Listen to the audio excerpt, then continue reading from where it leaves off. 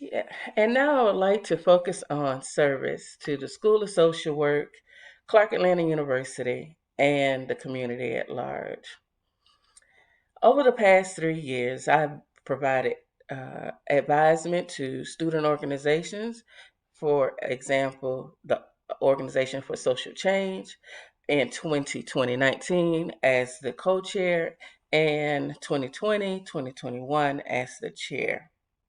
I would like to note that during this time frame, students were operating through a virtual environment. However, activities were still going forth. Additionally, there are some assignments that I participated in. The BSW program search committee, I participated as a co-chair.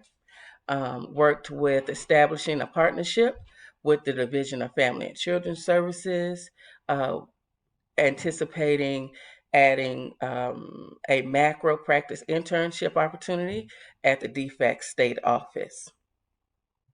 Additionally, I helped with the Bobby Christina Foundation forum by being a panelist for the questions and writing contest as an evaluator. Those are just a couple of things that I wanted to note. As you can see, there are other items that you will click on to provide you with a little bit more detail for my student engagement outside of class, thesis and dissertations that I participated in or on, as well as mentoring opportunities.